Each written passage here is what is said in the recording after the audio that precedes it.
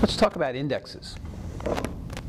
The concept of an index you've seen many times, like for example the index in the back of a book. Maybe you've heard of full text indexes like Google.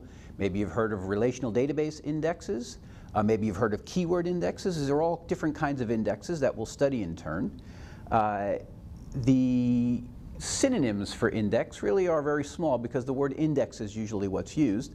Sometimes you'll just hear keywords, and when you hear keywords you should think index.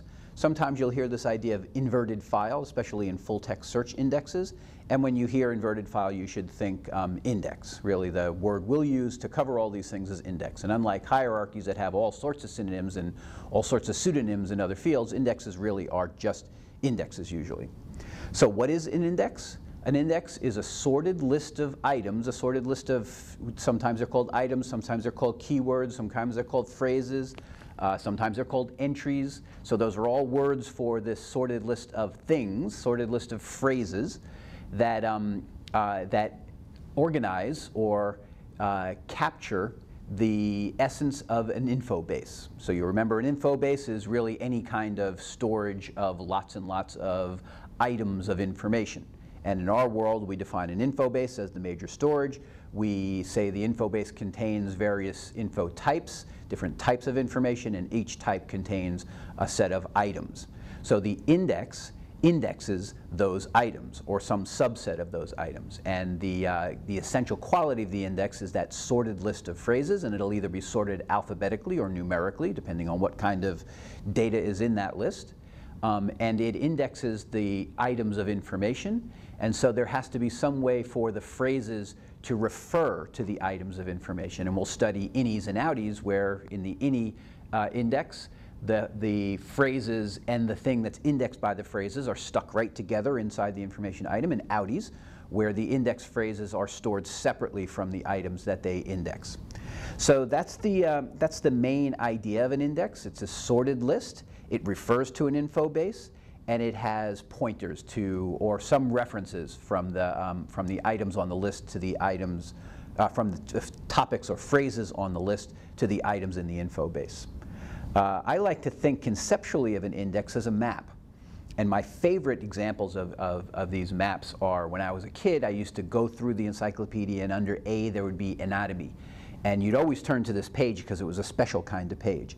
It had a picture of the bones of a human being on one page, and then it had different overlays that you can put on top of those bones. And the overlays were transparencies, so you could still see the bones shining through, but each overlay highlighted a different part of your body. So one overlay might be your muscles, and so when you put the muscles over the bones, you see how all the muscles relate to the bones.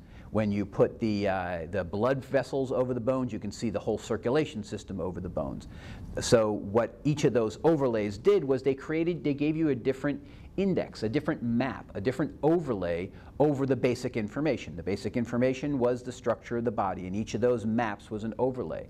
In the same way, you can have the same base of information, and you can have the title overlay, which gives you the title of all the items. You can have the date overlay, which gives you the date of all the items. You could give the author overlay, which gives you the authors of all the items. You could have the key phrase or the keyword overlay that gives you all the key phrases or the key words that characterize that same base of information. Each index is like an overlay. Each index is like a map. Each index is like a different way of looking at the same territory. And you can see this in Google as well. You go to the terrain map, you go to the road map, you can go to the political jurisdiction map, and those are all overlays over the same territory. They give you different ways in to that territory, different ways of thinking about how to get to a particular item in that territory. So that's how I like to think of indexes conceptually.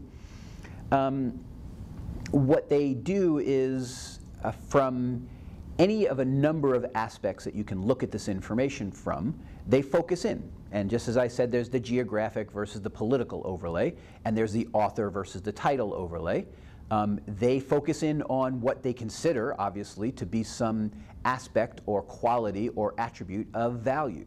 More particularly, something that you know. You know something about the author, and so from the knowledge of the author, you want to get to the items that were authored. You know something about the date of what you're looking for, and from the date, you want to get to the items that have that date. So it's a piece of information that you know, leading you to a piece of information that you want to know, and that's the idea of the index. From the standpoint of the end users, we said that, that hierarchies answer the question, what's in here? They're a very good way of answering for a very large amount of information. What's the boundary? What's the domain? What's all the information in here? Indexes, on the other hand, don't really answer that question. If you wanted to know what was in a book, would you paw through the index trying to get a feeling for what all those phrases add up to? No, you'd look at the table of contents. On the other hand, if you had a particular phrase, a particular idea in your mind, and you wanted to see, is it in here? Not what's in here, but is it in here? The index is then the perfect vehicle, because you can go to the index, you can see, you have the words in your mind, and you say, is it in here? And you go alphabetically down to the phrase that you're looking for, and if you see it, then you can assume it's in there. If you don't see it, then either you have the wrong phrase or that concept isn't in there. But at any rate, that phrase is not an important concept that the authors of the infobase chose to include in this case, a subject or a keyword index. So that's the main thing from the end user. What an index does is get you directly into the middle of a body of information. It's kind of like a random access based on some quality of information, and users consider it that as well.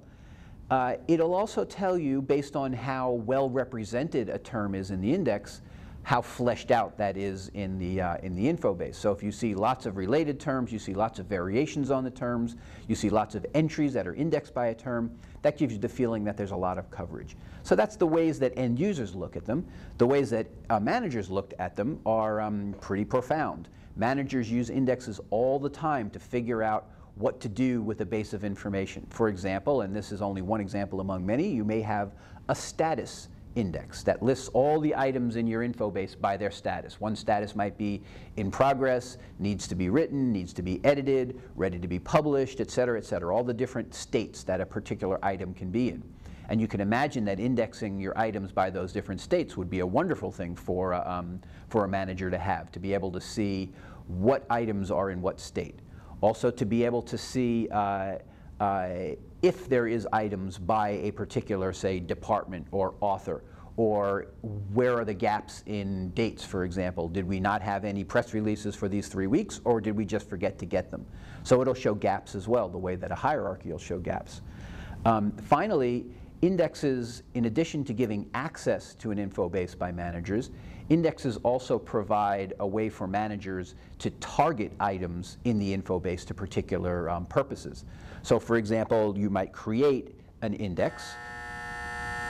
School's out. You might create an index by audience type.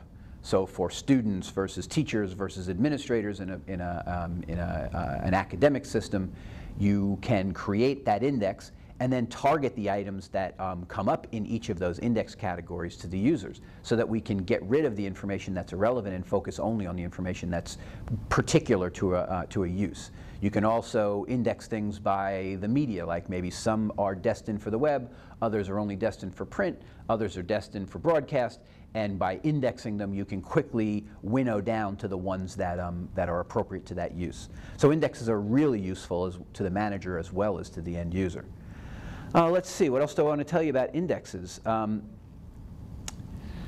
I think that's enough. You see a couple of pictures on this topic of some typical indexes. One is more like a book index. So that index has indentation on it. It has entries and sub-entries. It has a little diamond, as you'll see some of these diamonds later on in the exercises. A little diamond for each of the entries. This is a web index, but it really tries to emulate a print index. And in fact, you'll see that that print index is pretty rich. It does a lot of things, as opposed to the one that's in the background, which is a typical stuck into a drop-down list box index of alphabetical terms. If you're lucky, that list box will scroll as you start to type, at least to get you to the right place. But it certainly isn't very ample. It certainly doesn't show much about the relationship between items except their alphabetical relationship to each other, and there's not a lot of room to see multiple items. I don't know about you, but I very much like, in a book index, to be able to run my finger down the columns and see the context of the terms that I'm looking at, because sometimes it's a term that's spelled similarly but not quite the same way, and I can see it if I can get a large view. The typical list box view of an index gives you none of that ability. And there's really no reason except for tradition that indexes are jammed into these drop-down list boxes.